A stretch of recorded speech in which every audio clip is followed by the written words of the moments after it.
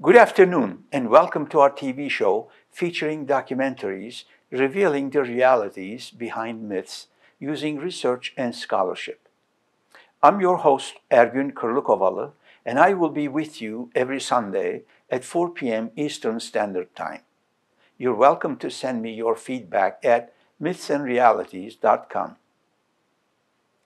I started the Armenian Confessions series with episode 50, where we learned from Boghos Nubar Pasha his letters to the French government in 1918 and to London Times in 1919 that the Armenians have been, since the beginning of the First World War, de facto belligerents, as they have fought on the Allies and all Allied fronts.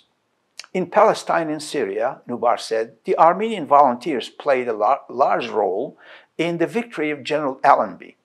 And in the Caucasus, 150,000 Armenians in the Imperial Russian Army and more than 50,000 Ottoman Armenian volunteers contributed to the Ottoman Empire's loss of a great portion of eastern Anatolia.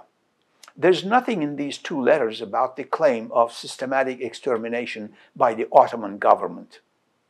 These letters sum up why the Ottomans, who were fighting for their survival on many fronts, while also combating a widespread Armenian insurgency at home, had to remove out of the war zones the Armenian rebels and their logistic base. Then in episodes 51 and 52, I have explored with you another major Armenian confession, that of the first Prime Minister of Armenia, in the book called The Armenian Revolutionary Federation Has Nothing to Do Anymore, the Manifesto of Hovannes Katchznouni, translated by Matthew Callender, edited by John Roy Carlson, and published in 1955 by the Armenian Information Service in New York. In this book, Katchznouni described how the Armenians had created a dense atmosphere of illusion in their minds and lost their sense of reality. He confessed that the struggle that had begun decades ago against the Turkish government brought about the deportation of the Armenian people in Turkey, which is what I pointed out all along. Again, he is not pinning the temporary resettlement or Tereset order of May 27, 1915 on the fallacy of the systematic extermination by the Ottoman government. Katchznouni's 1923 conclusion was supported by Louise Nalbandian's 1963 book, The Armenian Revolutionary Movement, pages 67 to 89. The Zeitun Rebellion of 1862 was the beginning of the massive uprisings. After establishing many secret societies like the Union of Salvation, the Black Cross Society, the Protectors of the Fatherland, the Armenakan Party, the Hunchaks and the Dashnaks, and staging hundreds of bloody uprisings, assassinations, raids, bombings, and finally joining the invading enemy armies, Armenians sealed their own fate. Turks only reacted to defend their home. I followed in episode 54 with the analysis of the third massive confession, the one by Armenian author Kapriel Serope Papazian in his book, Patriotism Perverted. This 79-page book, published by Baikar Press in Boston in 1934, reveals the hate crimes of ARF, the Armenian Revolutionary Federation, or Dashnak Sutun, and it is dedicated to the Armenian victims of Dashnak terrorism. Papazian's book exposes the true nature of the Dashnaks as murderous ones who have caused much destruction to those whom the ARF regarded as ARF's enemies, as well as the Armenian people themselves.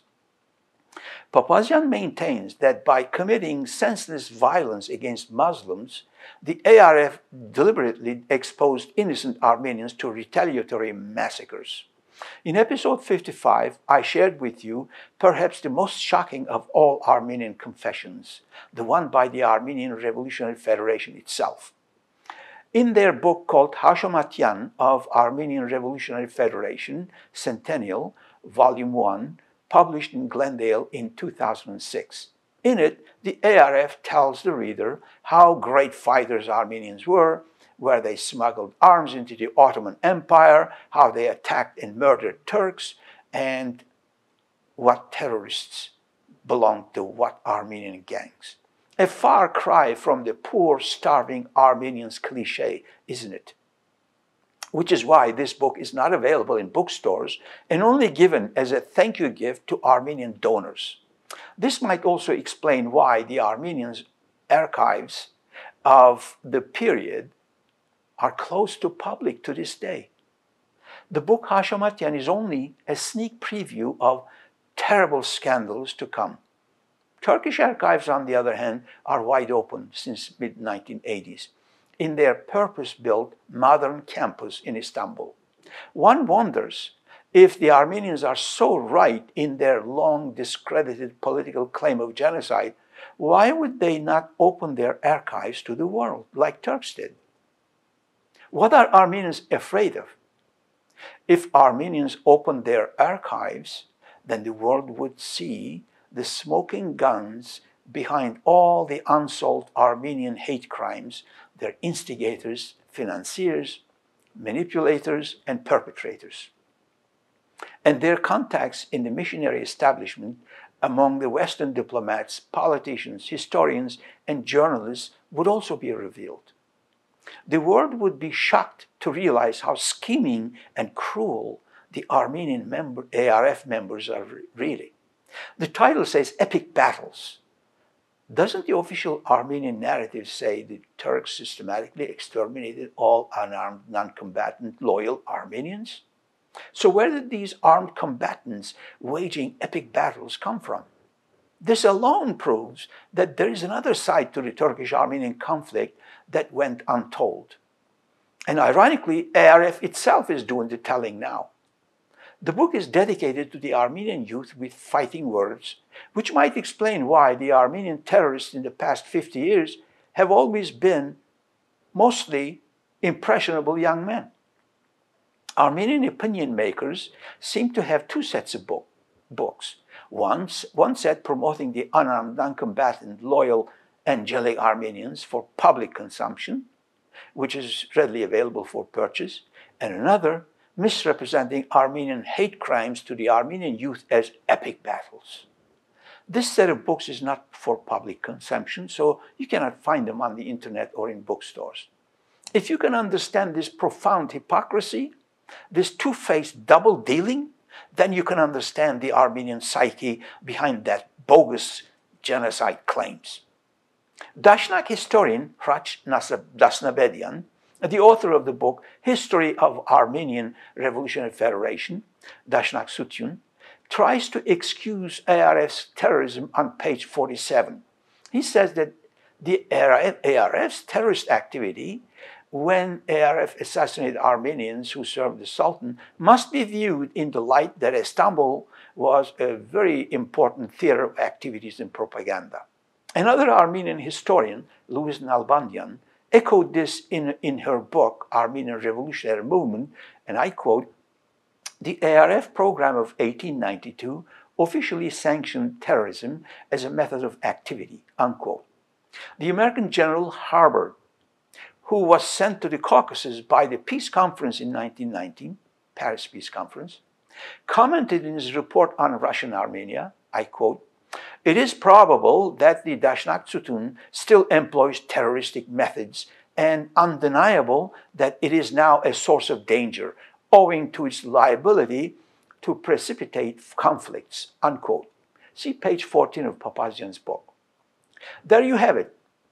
Armenian Dashnak and non-Dashnak historians, official American observers, they're all saying the same thing, that the ARF is a terrorist organization.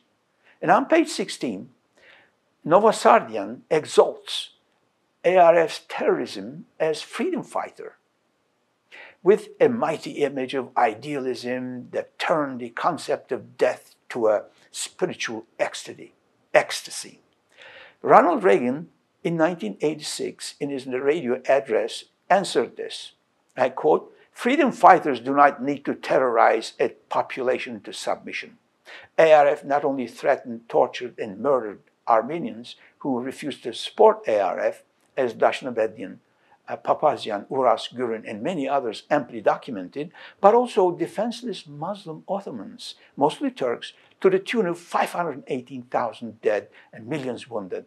All of this went untold in the West because of age-old anti-Turkism, Islamophobia, and Orientalism. In episode 57, we reviewed the map of dissemination of ARF ideology, military preparations, members, the terrorist attack of 1890, the First World Congress in 1892, and others, arms transporting groups, terrorist raids, and Turks between the years of 1890 and 1896. On page 34, we are given the bios and the photos of ARF leaders, and on page 36, a list of arms transporting groups and their routes. On page 39, ARF terrorists, along with a map of Turkish targets hit. On page 41, a map of ARF's activities from 1896 to 1898. None of these campaigns of death and destruction victimizing Muslims, mostly Turks, sadly, found no place in the biased Western media. Pages 46 to 48 detail violent attacks on Ottoman Bank. Following the bloody revolts of 1895 and 1896, ARF terrorists devised a plan to take over the Ottoman Bank to compel the European powers to intervene in favor of the Armenian revolutionaries. On August 14, 1896, 26 Armenian terrorists attacked the bank. They took the bank personnel hostage, threatened to blow it up unless their demands were met.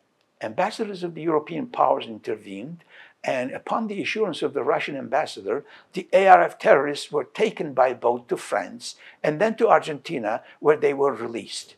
Imagine that, a group of terrorists attacking the Federal Reserve System in America with guns and bombs, killing guards, taking bank personnel hostage, and ordering the US government to meet their demands.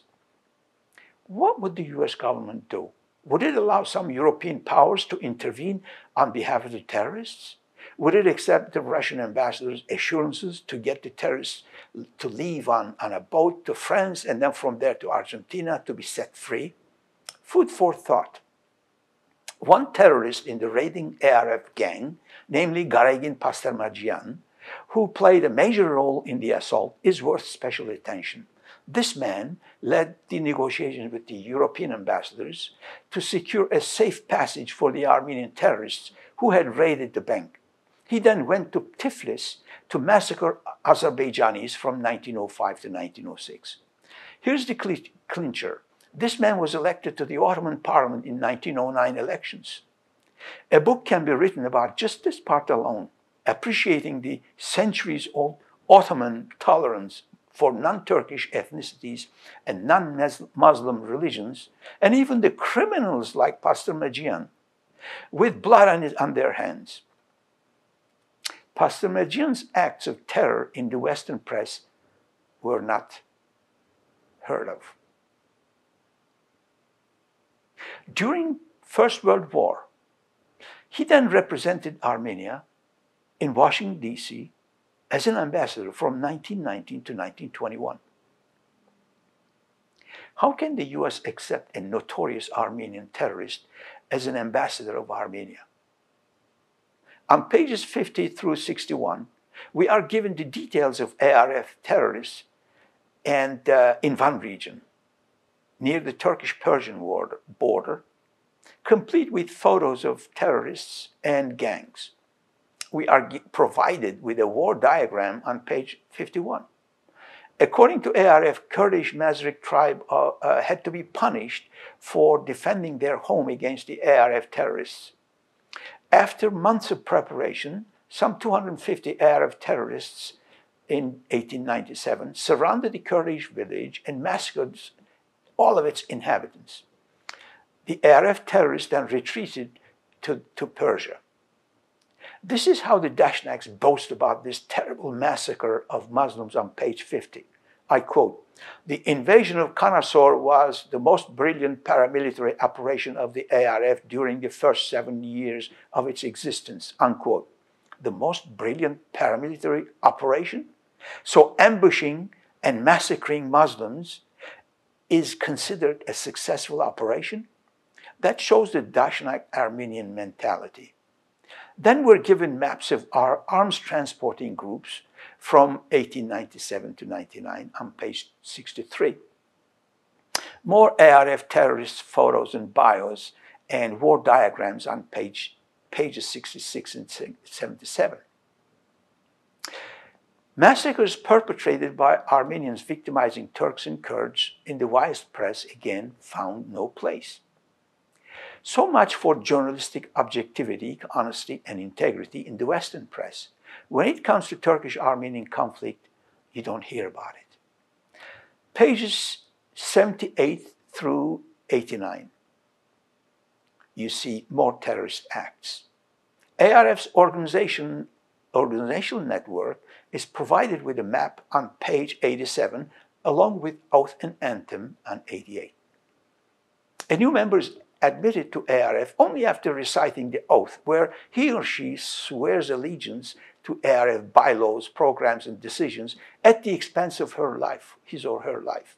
Since ARF's program pledges to use terrorism, the new member thus vows to be a terrorist.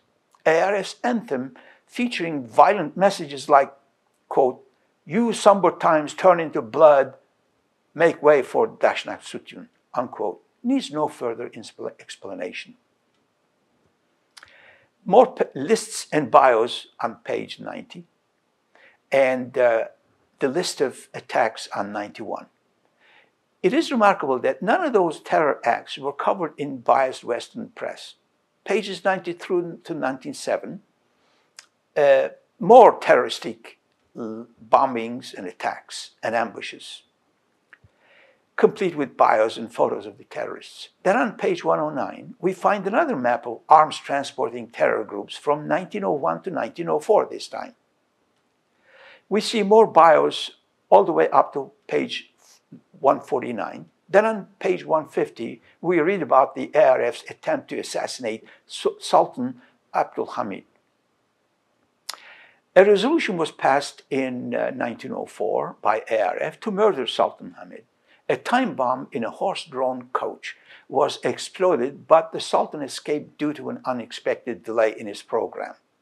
This failure dealt with a serious blow to the morale of ARF terrorists for a while, although between 40 and 50 innocent bystanders, all Muslims, were killed, which meant nothing to ARF terrorists.